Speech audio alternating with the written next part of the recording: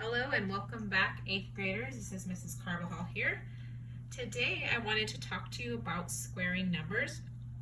Now this should be a review from 6th grade.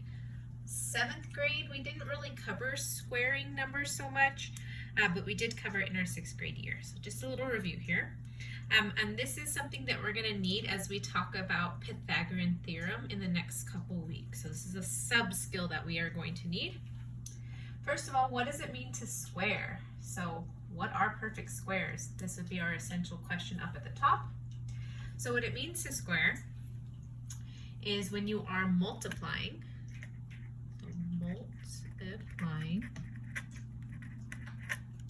a number by itself. So that number, I'm going to put hashtag by itself. Okay. An example of this would be like 5 squared or 5 times 5. So you're going to see us expanding out the numbers in just a moment. Okay, and a perfect square. So just as my kids are going to be seeing this later with the topic perfect square, I'm going to use blue to represent a perfect square, and later on I'll use orange to represent a square root. But basically a perfect square is the square of an integer. Oops. So integer. All right, and when you see x squared, don't get scared. Okay, x squared just means a number squared has an exponent of 2. Okay, so the number at the top, this is called an exponent. In case we forget, so this exponent, it has a power of 2 or exponent of 2. Okay, and so when you see the little square, the power of 2 here, I don't want you to get scared. You can expand it out. So this would be like 1 times 1, or 2 times 2, or 3 times 3, or 4 times 4. So that power there is showing you how many times to multiply that base by, okay, this integer by.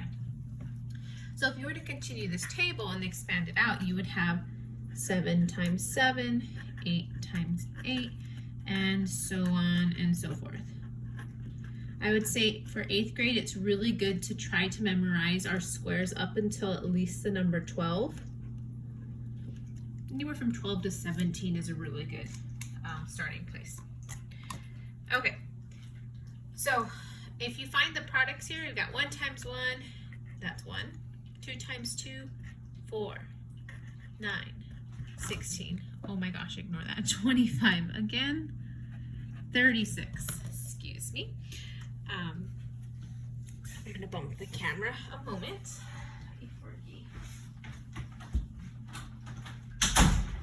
Sorry about that. If you have me later on for Math 8, you're going to see a video where Ferguson decided he was going to help out with math as well. Pardon the interruption.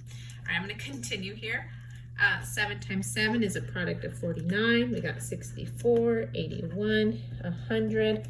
121, and 144. All right, there we go.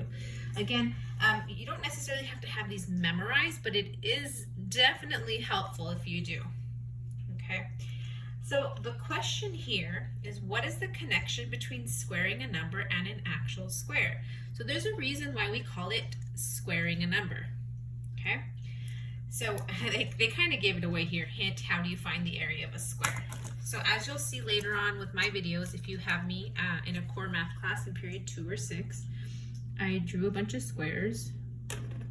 Okay, again, these are not drawn to scale, but if you see these little symbols here, that stands for an angle or a side length here being congruent or the same.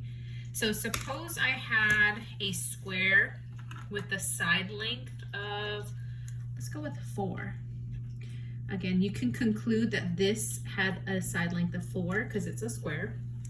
And then you would ask yourself, well, what's the area of a 4 by 4 square? Now to find the area, you simply multiply. So 4 times 4 is 16.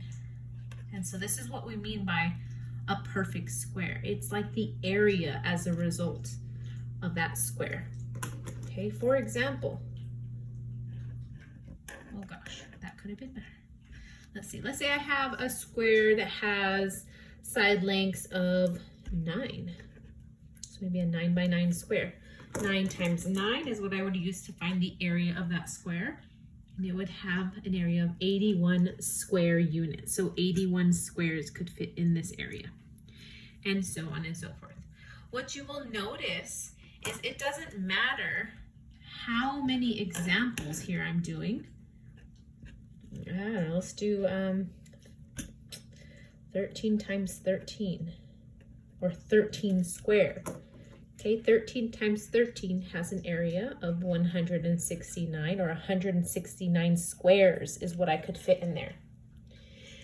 I could go on forever and ever, but what you're noticing here is there's no negative numbers, okay? And actually that has to do with our next part. So what happens when you square a negative number? Well, before we answer that, they have an example over here, such as negative 9 times negative 9. And if I were to multiply negative 9 times negative 9, I get positive 81.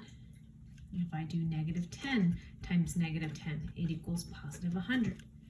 And if I do negative 11 times negative 11, it equals 121. So notice how all of these products, all of these answers are positive.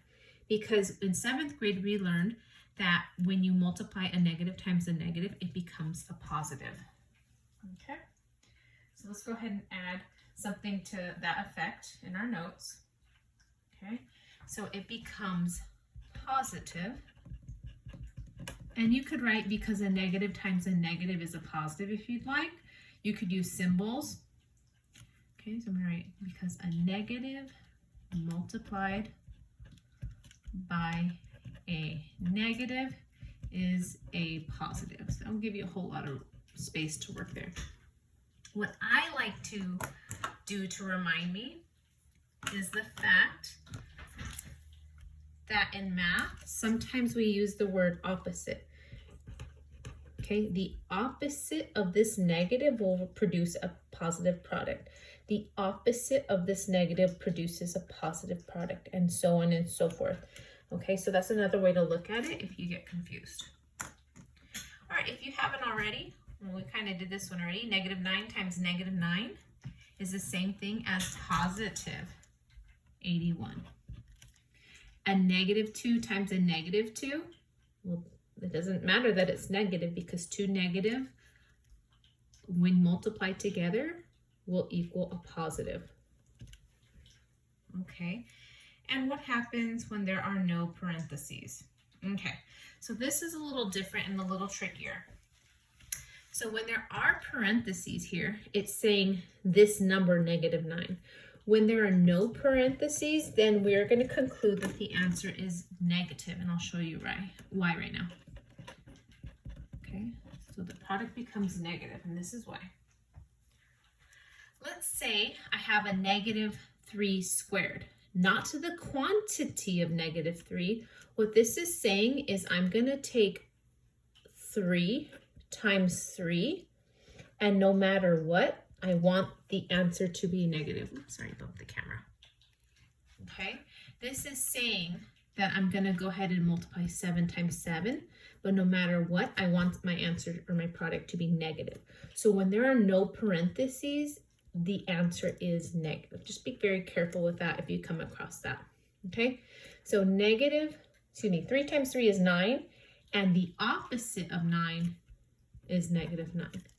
7 times 7, I know that's 49, but the opposite of 49 is negative 49. So just be careful when it has it as a parentheses, a quantity of, I'm going to write that out here.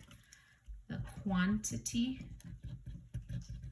of is how you would pronounce parentheses. When it has parentheses, it is positive. When there are no parentheses, it is negative. Okay, so the answer is negative because the negative stays outside. It's saying it doesn't matter, it just wants that entire quantity to be negative. Okay, and in summary, squaring means multiplying a number by itself.